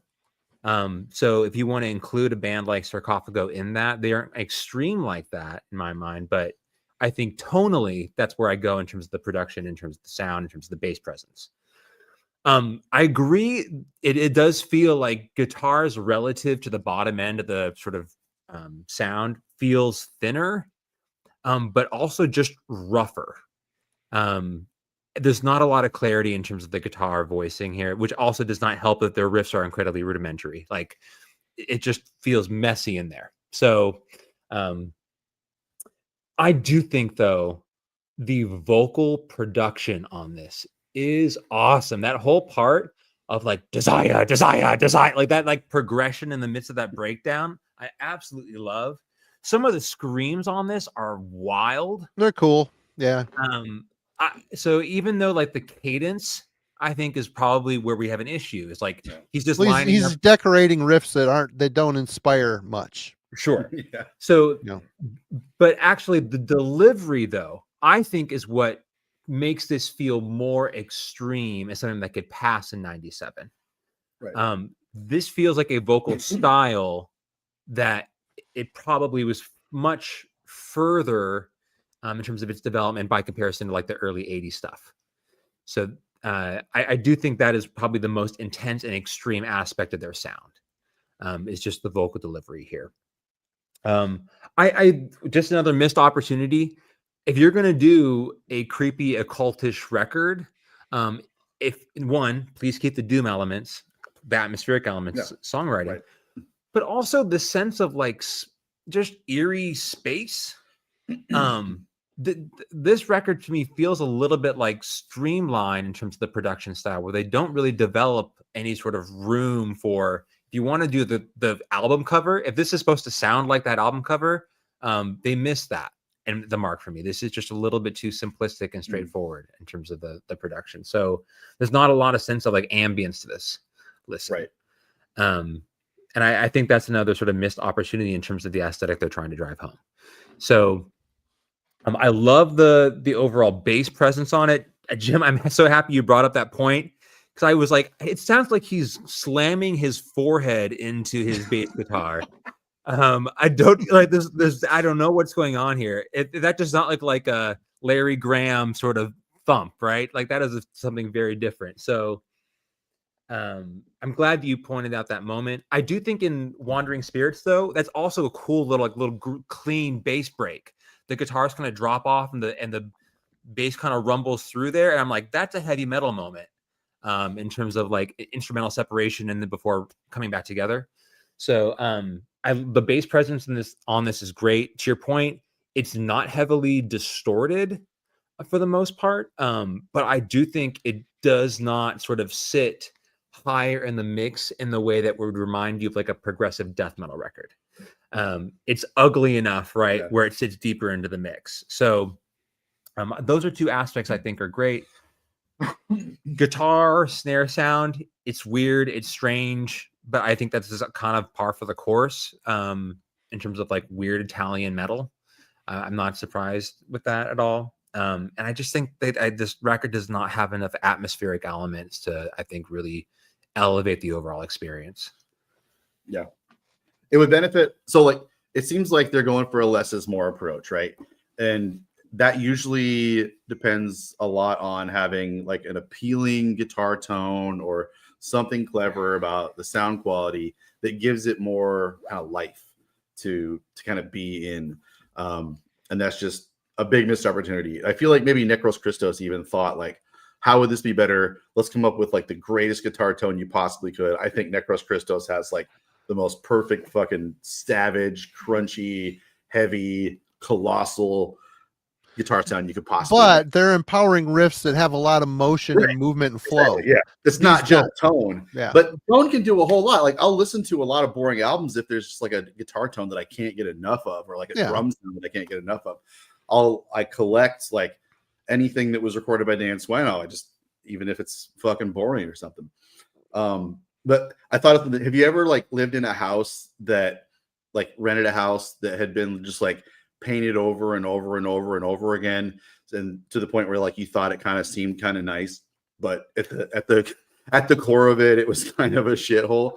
This kind of seems like four or five different layers to kind of beauty up the place to make it look nice, and it's still not that great. But when you have like 4 or 5 different members of a band all doing the same bad idea, it kind of starts to seem like maybe this isn't a bad idea. Like that explains American politics right now to a T.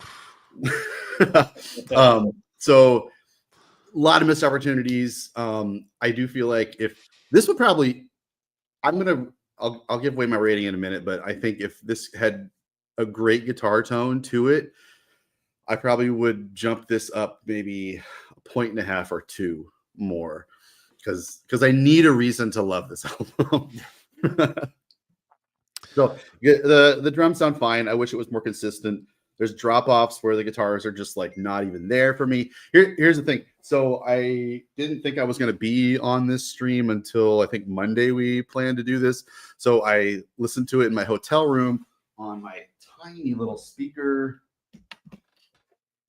This is the speaker I've been listening to it on. So I can't really complain a whole lot about the tone. I have a lot of problems with this production, says Ben. Yeah, it travels nice, but you know, like I can't talk a whole lot about the fidelity either. But yeah, it could have been a lot better. You know, the production overall, it doesn't bother me. I think it sounds a lot cleaner than I thought it was going to. Yeah. You get that clean bass tone. It's very 80s thrash. Thankfully, it's up in the mix enough where you can hear it. Where bass. This isn't like a Testament bass sound. It's not really clangy and mechanical sounding. It's just very clean, but it's got a good presence to it, and it's loud like the drums. The drums. It's funny you mentioned, is this a drum machine? There's a drummer listed who's been in other bands, so I just don't think he does a lot of lavish fills for transitions and stuff like that. But the drums are very forward, the bass is up there, the vocals are very forward, and the guy singing is absolutely killer. We talked about it. He's not decorating very interesting riffs, so he sticks with the beat. The guitars suffer the most here. They're very much in the background. I've often wished I could hear them better, although the tone doesn't sound bad. It's just maybe they did that intentionally as well. Maybe they knew that was the weakest link here in this chain. Remember, Jim, go ahead. Question and point. Do you listen on Spotify if you don't own a copy, or YouTube or something? Or I listen to it on Spotify. I have been, yeah.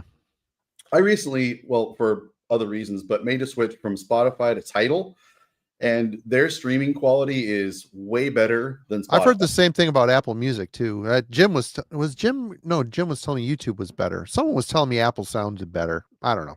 It is. I think Tidal and Apple Music have the same streaming quality if you choose to so you can stream in flat quality. You can really tell a difference. Spotify is the worst streaming quality of all. So if you're looking to really get a good experience without buying the album, it's worth the switch. It's only $3 more or something. Yeah. But Jim, I just want you to remember, if your riffs aren't evil enough, sometimes you got to break out the poor neglected crying baby samples to make up. Make up for that loss of evil that your soul yearns for. You know what I'm saying? Yeah, that's all you need. Neglected crying baby samples. Instant evil. Least favorite songs. Logan. All right. So they do kind of blend in a little bit. So it's a little bit about the subtlety that makes the favorite tracks, separates them from the least favorite tracks. I enjoyed the beginning opening couple of songs, especially starting with Wandering Spirits.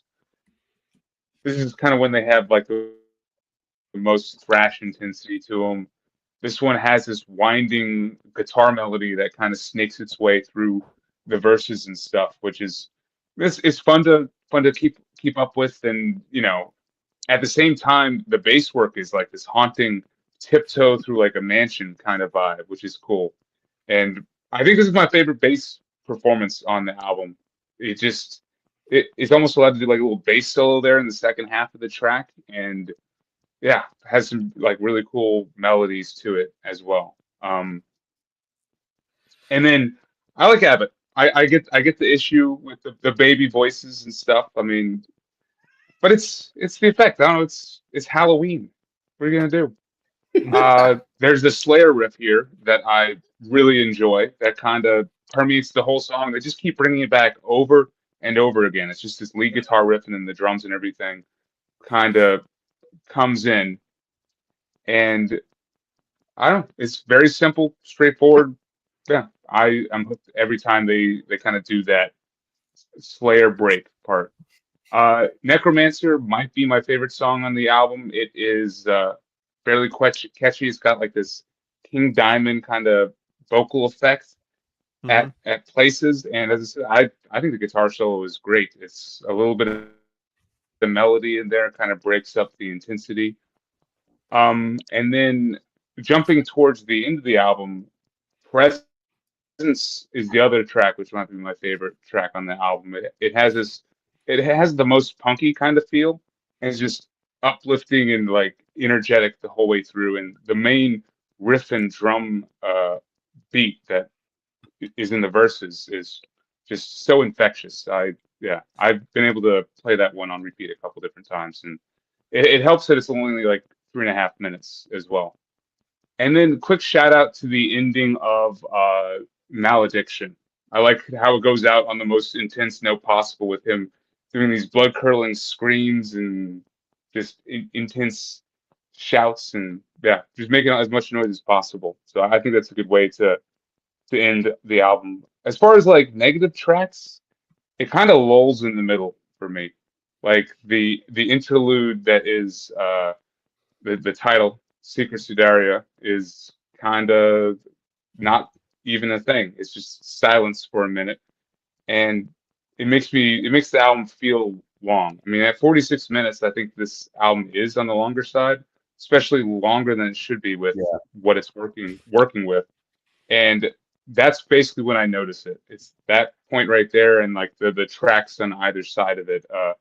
Madness, I believe, is one of them, and yeah. So that little section right there is kind of a lull for me, but it starts strong and ends relatively strong then. So. All right, Jim. Yeah, for me, man, Wandering Spirits was already talked about. That awesome syncopated, verse riff, just amazing. The bass is awesome.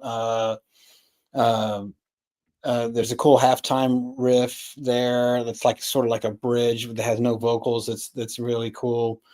That ride moment on the drums is in there, kind of backed up with this walking sort of bass line. Really cool interplay of the music there.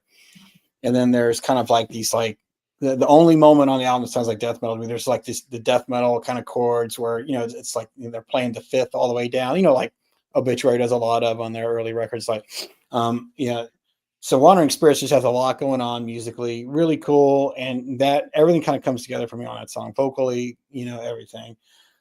Necromancer, that one has the most like a black metal-ish kind of a riff, more almost like a black and roll type of riff, but it's still very cool and memorable. I like the drums that are kind of over. There's like an open chord black metal, it's not muted. They're letting the notes flow out. There's double bass behind it. I think that was cool choice there. And then there's that, kind of acoustic moment in the middle, electric acoustic moment there. I think that Logan was referencing earlier, that it was neat and unexpected with keys and stuff as well. And I like how they kept, the necromancer, vocally, super strong there when they're belting that out. Then that, followed by that. Yeah, just the different vocal choices there are really cool and a good lead. Immediately followed up by Evil Death, the fastest, shortest song on there, and I love that. Evil Death, Evil Death, Evil Death. That song rules, man. That song it's just a 3-minute banger. It's almost war metal like in its attack and its kind of ferocity there. So that's sort of 2, 4, and 5 right there. Those are like the highlights of the record for me. I think Obsessed by Necromancy is cool, but it is not the best song to open with. I think Wandering Spirits would have been a better opener for them. So a little bit of sort of a recurring theme tonight, a little bit of a missed opportunity there. I like to call out Presences as well. That has a very frosty kind of riff there at about 2.5 minutes in. Sort of reminds me of Morbid Tales a little bit, but there's a lead over it. And the song starts with a bass, kind of a slow triplet, like and I thought that was a cool choice. Interesting, again, clean, not distorted. Least favorite song is Necromaniac. That's the one that's just like punk, just straight up punk at the beginning, and it's completely takes me out of the album. It does there's a tiny taste of hammer about 1.5 minutes in it, and that makes it a little bit better. But for the most part, it's just the best thing about it is those bass thumps there. That's the cool crazy bass hits are the coolest part of the song. So again, even that one's not like bad, because that weird moment right there sort of saved it for me. And also the weird choice of having like a bluesy kind of a guitar solo, like that was really strange. Like, why is there a bluesy guitar solo anywhere on this record? But no, to show off his lessons he took. Let's put the blues solo in the punkiest song on the record, and then follow up with these crazy as Kellen said, smashing my head into the bass thing. Like, what is happening? Yeah. They definitely seem to they rely on some wild ideas to try and portray this we're insane and possessed kind of. Sure, I guess that's what bad ideas are. I'll try that at work next week. But yeah, absolutely for me, it's a kind of a tie between Wandering Spirits and Necromancer. Those are my favorites, and then Evil Death a close second. So, all right, Ben. Me and Jim have opposite. So I rated every track on here out of 10, and my favorite Wandering Spirits, easy. I feel like if Wandering Spirits had maybe been track 3 or so, I could have taken 2 mediocre tracks and then gotten that payoff. And then if the rest of the album was even close to as awesome as Wandering Spirits, I'd probably like the album a whole lot more. But definitely Wandering Spirits is easily the best. I thought Evil Death was the worst song on it. I gave it a 2 out of 10. The instrumental, I'm not even considering that. It's whatever. Do what you got to do. I don't mind it. I don't hate it, but whatever. It does make it kind of a longer listen. Sure. I didn't even think about it until Logan mentioned that this was 45 minutes long.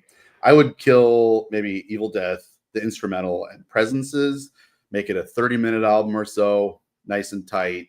That would also improve a lot for me.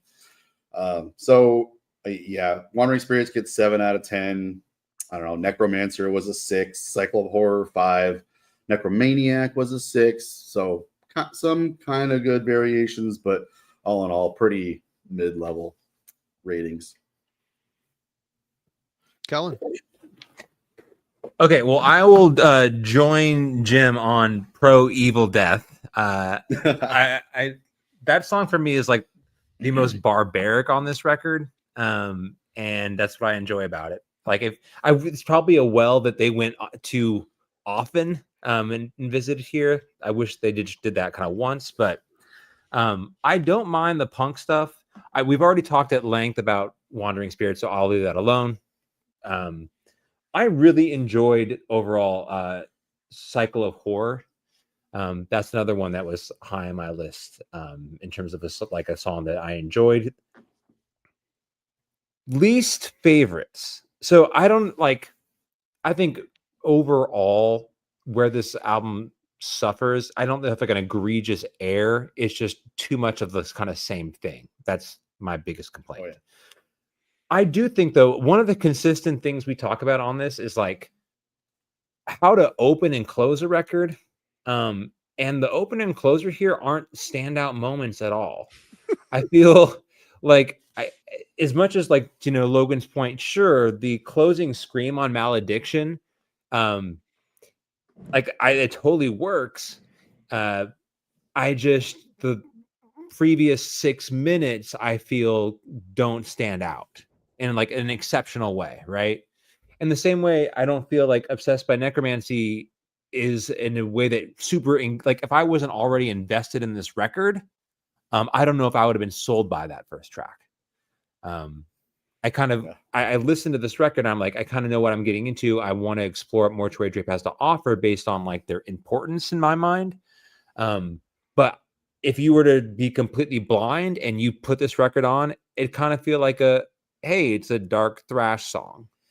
So the opener and closer to me, I think, are the biggest sort of letdowns. Because as much as I want to love this record, especially in those moments, the best moments are deeper embedded within this entire listen. They don't lend themselves to the beginning and ending of the experience. Yeah. And I think that's kind of disappointing in the end. I'm glad we weren't crushing your dreams on this album, because I was oh, this is going to be a bloodbath. Kellen probably loved this record. I brought you to the Watchmaker Party, Shape of Despair. What's wrong with Shape of Despair? I love it. That did not go over well. I brought the real gems. What was I brought a Death Do Me project, Theater Tragedy. I brought a Theater Tragedy record. Yeah, We've had some real winners thanks to me, so you're all welcome. No, the whole week I was thinking, man, I think I get the impression that Kel loves this record. Why am I not connected? I feel like an asshole. I absolutely feel do like an love this asshole. record. I do Yeah. love this record, and it's okay. That's Yeah. that's what we're here for. So Oh, lay yeah. it on. Bring the hate if you feel Yeah. so. It takes a strong man to love something and also be able to criticize it and like be truthful about what it is. Yep, that's why we're here. That's why we do this. Favorite, least favorite. For me, I already mentioned Necromancer. I think it's probably not my favorite song on the album, but it's the most evil sounding. I'm not going to go back into that. It's got the most 80s horror vibe. Evil Death, I'm with Jim. This is a ripper song when it finally gets moving. It's probably the fastest track on the album. I do like the fact that they kind of like effects augmented the vocals a couple times that kind of make it sound even a little bit more evil, which I'm like, oh, right on. Good energy on the song, even though the riffs remain pretty predictable. Worst song, the Secret Sudaria Cycle of Horror. I already talked about that. I really like how it's creepy. The synth instrumental hits, but then all of a sudden they're like, nope, it's going to be this instead. It's like, why put these two chunks of music together? They do not complement each other at all. It's, and this is where the punky D beat shit starts to really infiltrate the album. Necromaniac, I think that's the song immediately after. It seems like the drummer knows one beat and it's a D beat. He's got good timing. We talked about that, but the lack of variation, again, it highlights stripped down predictable riffs. The vocals follow suit. They fall into common spaces, which we've already again talked about. Presence, boring song. I'm sorry.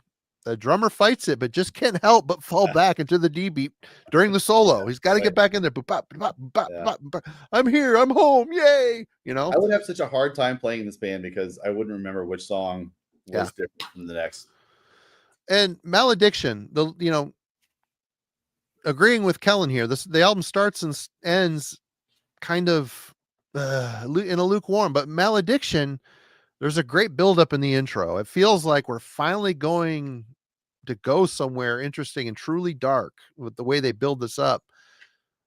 But they quickly break away from this vibe with a stop-start accent like a thrash, and then it just goes back into half-baked thrash riffs. I mean, still, it's a decent track that this sizes up what the band is at this point in their career, but I don't know why you guys are there. I'm just too busy looking at my notes. A lot of really good things kind of brewing here. It just feels untapped potential. There's like this untapped potential and missed opportunities. Judgment, final thoughts. Logan. Man, what is going on? What is going on here, you guys? I was distracted like the duration of the stream with whatever shit show I got going on over here. But you all hate this record? What the fuck? How am I defending this album like it's my album that I picked and brought to the album club? Kellen, what are you doing? This is your job to put down the law and be like, you know what, guys? Enough's enough. But did you listen to Pleasure to Kill this week again? Is that what happened? We're not talking about Creator. Shit. Nah. Come on, guys. This sound here is unique. I like the overall sound of the vocals and the drums and where they are in the mix of the album. I think is cool. Like, I've never heard an album that sounds kind of like this to me. You can probably show me a couple, like 6 other ones after this stream, and I'll be like, oh, I see what you're talking about. You know, like, I might not just be very well versed in this style, but this sounds different and unique to me. And I kind of like the hodgepodge of influences that they brought to the table. The riffs of thrash, the vocals of death metal, the attitude and feel of first wave black metal. It all adds up to kind of an ominous but kind of campy mood, which I'm kind of feeling for right now. Like, this is an album that I would 100% put on year after year around this time. And like, this holds true with that Denial of God I pulled last year, where it just sets the mood so well. And it does have sore spots. I get this does feel like an uncompleted hodgepodge at times, or maybe uninspired. But I like the core sound that they're going for, and when they really do hit the punk level intensities on certain tracks, I'm all here for it. You know, it makes me think of like a weird balance between Bathory, Slayer, and the Misfits. It's cool. I dig this. There's definitely issues, and it's not the easiest of listens, but still it's an 8 out of 10 for me, I say. Right on. Ben. I can't remember. I didn't really add everything up and figure out what my final rating was. Maybe 6.5 overall. I just can't attribute all of the choices here to like accidents or bad choices. I guess it seems like purposeful removal or restraint from giving you the payoffs that you're used to having, the embellishments and the frosting that bands like Merciful Fate give you. But I also kind of don't blame the band entirely, because if you listen to Death SS, you'll hear the lineage of this kind of stuff. And like Death SS isn't really great as far as my experience has been. But I think it's worth going back and understanding, like, okay, they're kind of doing a thing. They're not just setting out to do all these bad ideas like you might think. So I wouldn't buy it. I got rid of all my Mortuary Drape stuff. But again, like I think people who are bands who like set out on a path to try out an idea, and if it isn't successful, that doesn't always mean it's like a failure. It means someone else can come back and kind of pick up those tools and try it again and maybe do a little bit better at it. And also, I think if it come out in a different time period, like 97, for me, there were so many amazing albums coming out. Yeah. Like compare this to Obtained Enslavement's Witchcraft. Like no fucking comparison whatsoever. No. So this is so much more primitive. And even like towards the end of the 90s, you'll get thrash bands who are doing like throwback stuff, and it works a lot better as you get further away from the mid 90s. So 99, 2000, there's like, you know, you get your Niflheims and Nocturnal Breed and stuff like that doing it way better. So this just isn't really a time for throwback, because we're not done fleshing out those ideas that were born of the mid 90s yet. So there's just so many bad elements going on in this album that aren't always to be attributed to the artists who were involved in recording it or writing it. What about you, Kellen? I mean, so these first two Mortuary full lengths, I think, are absolute classics. For me, like, I can understand. First off, here I am squaring off with two Norwegian black metal dudes. They're going to talk about all that, so go ahead. I understand if you want to obtain a enslavement up against this. Go for it. But why did you put it up against R Noir? I mean, their debut album came out in '96. This is a totally different thing for me. They're not even the same wheelhouse. But anyway, go ahead. So, there was like getting into this band a great deal of like, what do I make of this? So I can understand what, you know, kind of Logan's experience hearing it and being like, this is a strange sort of like confused genre story. And I think it's a very unique piece of metal because it does not stand up to, I think, what we're so well trained to sort of praise by this time period in heavy metal. I probably think the hardest part is, I don't know if I listened to this record 10 times in a row. So like for album club, I can completely understand like the certain kind of, you know, going back and challenged by this record, but it's something that I do revisit consistently, specifically the first two records, because I think it is a unique offering from a different part of the world when we think about heavy metal that is extreme like this, that doesn't have a lot of peers. You know, another ones that like come to mind, like what Head of Demon is doing out of Sweden, or Faust Coven. Like those bands to me kind of this blackened doom extreme thing. I think they're 100% reaching into part of Mortuary Drape's history in terms of just like a dark occultish aesthetic and trying to find ways to play with that.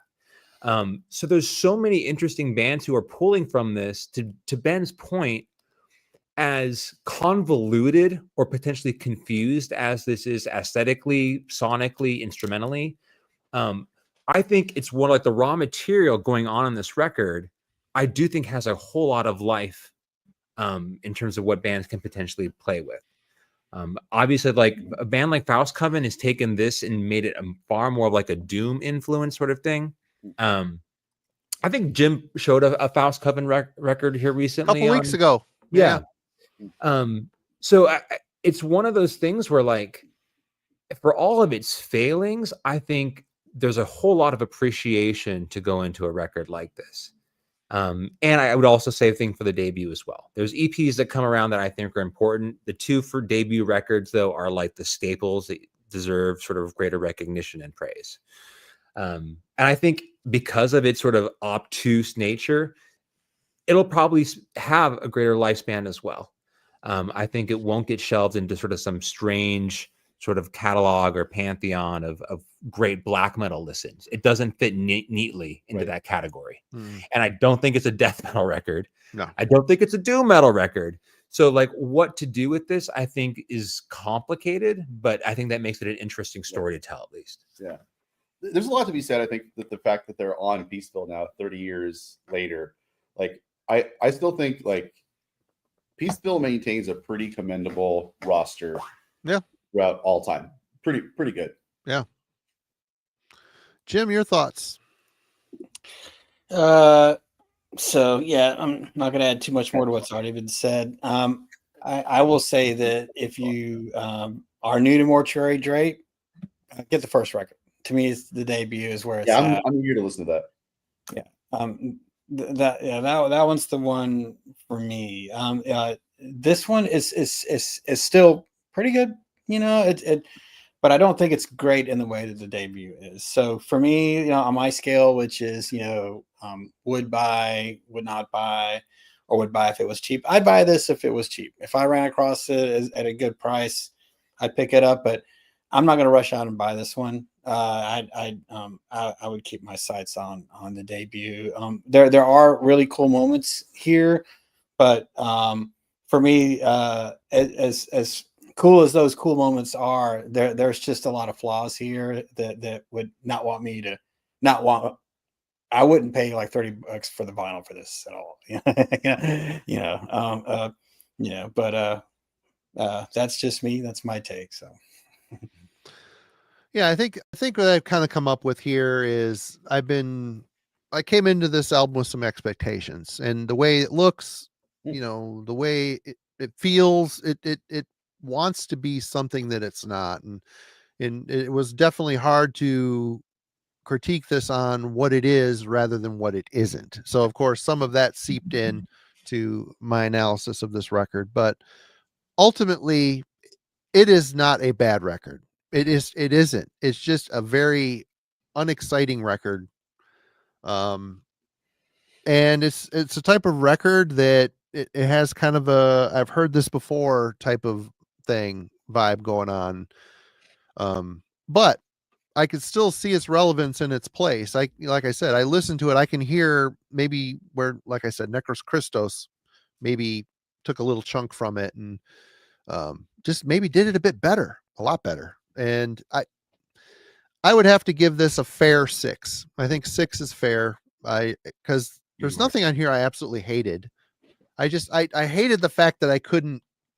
It took me forever to put my finger on what it was I didn't like. Because like I said, all the elements here on paper should be 2 thumbs up from this guy, you know, but it just wasn't. It was kind of a bait and switch type of thing. It seems like a younger dudes that know how to play, but just haven't quite found where they're going on their journey yet. And that's kind of what this album feels like to me, not having heard any other material by this band. So I don't know what came before it.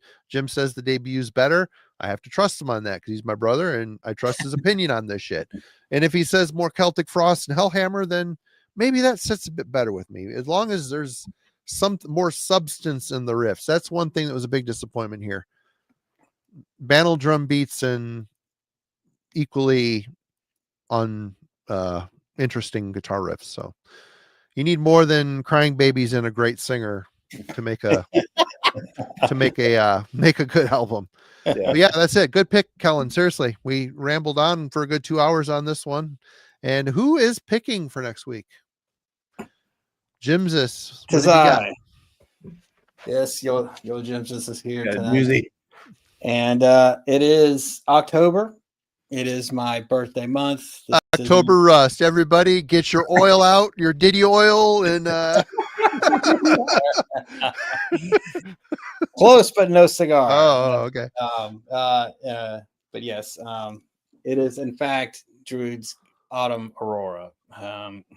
This is one of my all-time actually favorite black metal albums. It's extremely atmospheric, and as you can tell from the cover and the colors, you know, it's I this is a reissue, obviously, but I love this record, and every fall, this month, this is a must spin for me. So hopefully you guys will dig it as much as I do, and looking forward to talking about it next week. I haven't spun that in a hot minute. Radical Research just put up an episode about a couple of Droop albums on the 29th. I am so behind. I'm so behind on their shit. I suck at podcasts. I tend to like watching the video people talk as opposed to listening to them. I don't know why that is, but they make it worth it. They're like the only. Oh. Well, wait, I have a podcast. Yeah, I hate podcasts. Smashcast, baby.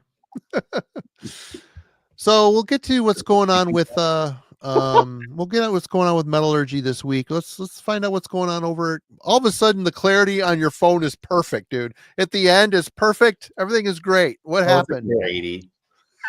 All part of the plan. Well, first off, thank you guys and everyone in the chat and who will watch this in the future for all your patience and, you know, as suffering through audio and visual issues. I don't know, maybe there was a silent hurricane outside that was pillaging my Wi-Fi or something, but appreciate the patience. Good job sticking in. Yeah, I limped to the finish line. So, yeah, I tomorrow actually I'm trying to do another live stream. We'll see about that now. Obviously we'll get some hardware first, but just like a general collection update for the channel about the Chicago trip and some other BCLT that's come in, and you know, just trying to put up a video on that channel. I haven't uploaded it in months, so. And then I believe Rick is trying to do something on Friday, and I might be popping in on that because let me post a picture. Yeah. So I'll be jumping the gun here. What am I doing here?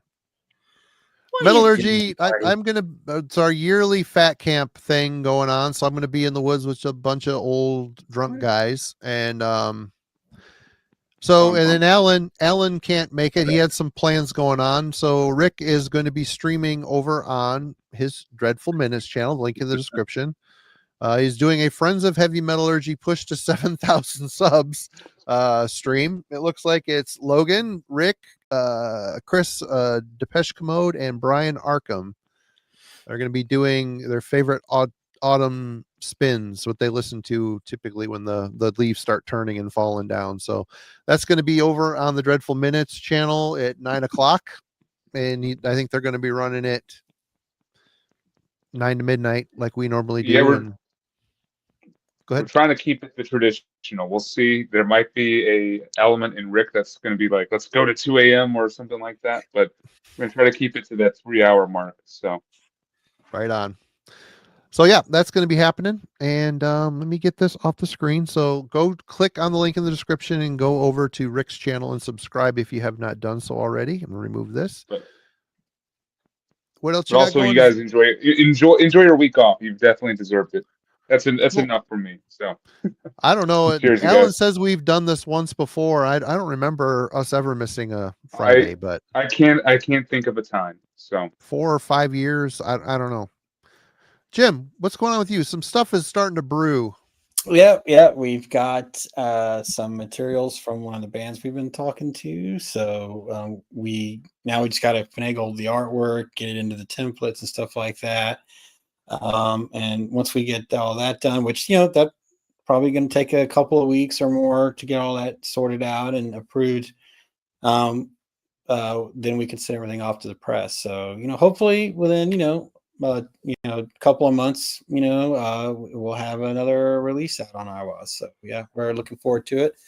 And they're from Logan's neck of the woods, and they're Logan's discovery. So everybody hails to Logan for making this happen. So awesome. All right, awesome. And Ben, what's going on over on in the Smash zone? Despair. I've been trying to get people to buy these fucking shirts that I got going. Marty's gonna print them up, so the quality will be all good. Brainsmasher.bigcartel.com. I have the last shirt we did. I think I sold like maybe 25 or so shirts. Thought it was totally successful. So far, I've sold 4 shirts. So I don't care about making money off of this thing. I'm just trying to break even or just make it, worth my time. I'm only on social media to try and get people to buy these fucking shirts. So that's my main focus right now. What is it? I'm trying to get it so I can pull it up. What is it again? Brain Smasher? Bigcartel.com. Big Cartel. I had an at in there, which makes no sense.